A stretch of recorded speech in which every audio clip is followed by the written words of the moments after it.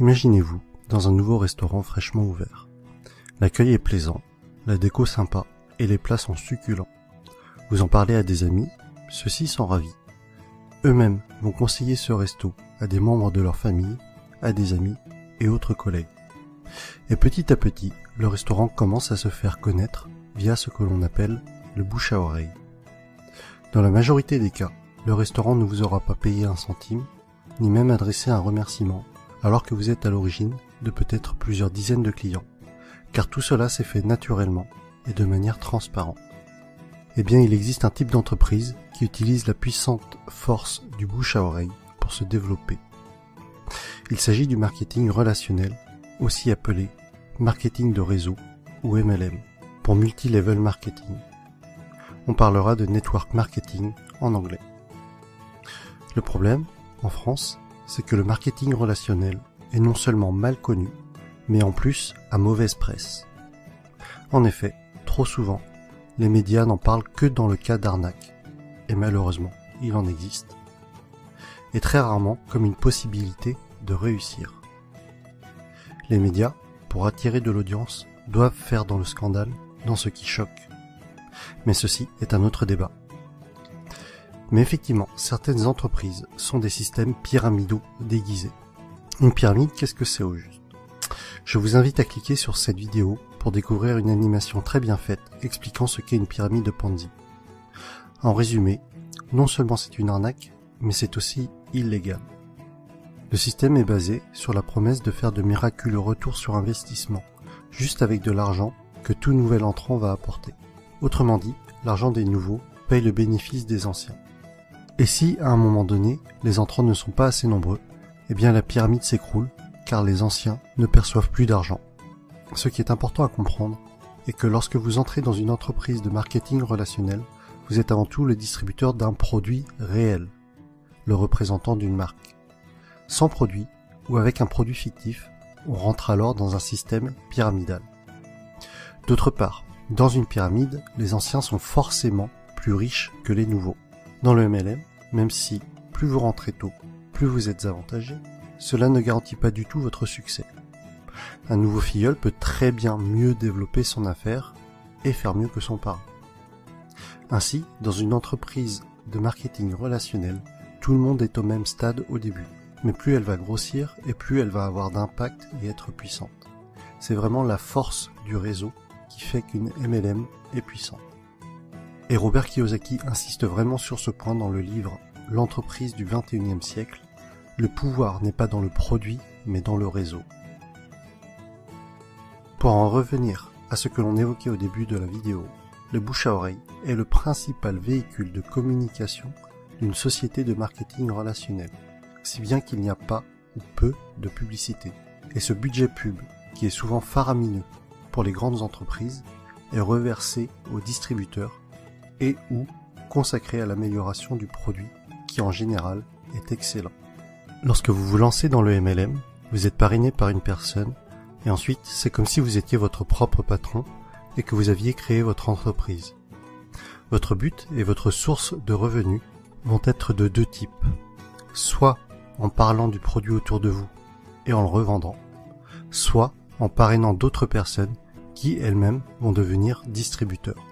Ainsi, le plus efficace et pour que votre entreprise soit réussie, tout ce que vous faites doit être duplicable.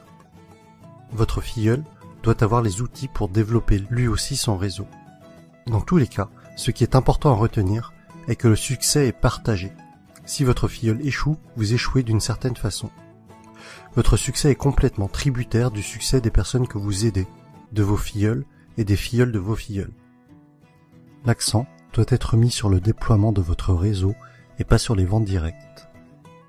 Ainsi, ceux qui réussissent le mieux en MLM ne sont pas les vendeurs ou les commerciaux, mais plutôt les personnes pédagogues, les profs et les formateurs. Et personnellement, autant je trouve la réussite personnelle gratifiante, autant aider les autres à réussir l'est encore plus.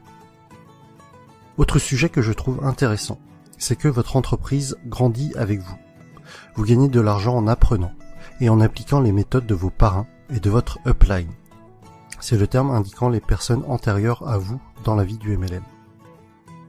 Autre point fort du marketing de réseau est que pour devenir distributeur, cela demandera en général un faible investissement financier au départ, contrairement à la majorité des créations de nouveaux business. Aujourd'hui, si vous comptez ouvrir une franchise du type McDo, Subway ou Starbucks, il vous faudra probablement plusieurs centaines de milliers d'euros, alors qu'en MLM, cela vous demandera la plupart du temps quelques centaines d'euros. Ensuite, tout est préparé pour vous. Vous allez avoir votre propre boutique en ligne, tout un tas de plans de formation pour vous, mais aussi pour vos filleuls, ainsi que différents kits de présentation. Un autre point essentiel, et qui pour moi m'attire beaucoup, les entreprises de marketing relationnel offrent des paliers au niveau de leur plan de compensation. Pour être plus précis, à partir d'un certain nombre de filleuls, et sans compter les éventuelles primes bonus, vous allez toucher un revenu résiduel, encore appelé revenu hors exploitation, c'est-à-dire un revenu passif. Les bonnes MLM sont donc de formidables véhicules vers l'indépendance financière de fait de ce revenu passif engendré par le parrainage d'autres personnes. Je rajoute que les MLM sont un type d'entreprise qui a une croissance des plus fulgurantes à l'échelle mondiale ces dernières années.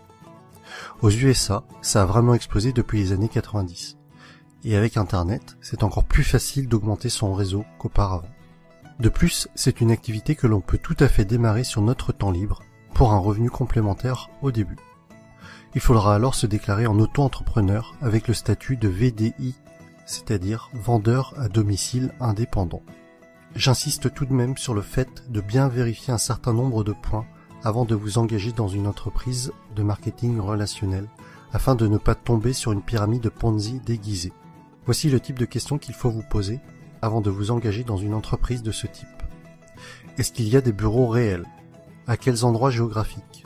Se trouve-t-il dans des paradis fiscaux? Quel est l'historique de l'entreprise? Quelle est la réputation de cette entreprise? Quels sont les avis d'autres personnes sur celle-ci? En conclusion, et si vous avez suivi mon défi personnel, je pense que vous commencez à comprendre pourquoi est-ce que ce type d'entreprise m'intéresse fortement. Travailler pour ses propres rêves et non pas ceux de quelqu'un d'autre. La possibilité d'avoir des revenus passifs avec cet objectif d'indépendance financière. Partager le succès. Vous savez, à la base, ma chaîne YouTube est quand même le partage des bonnes pratiques, d'idées inspirantes. Alors si en réussissant dans un domaine, j'arrive à aider d'autres personnes à réussir également, alors j'en serais sincèrement ravi. Autre point que l'on avait évoqué, c'était de gagner de l'argent tout en apprenant. Le message que j'y vois derrière cela est celui que Jim Rohn a souvent répété, que plus vous vous développerez personnellement, plus cela attirera le succès. Et enfin, des horaires libres. Cela signifie que je pourrais aller chercher ma fille à l'école.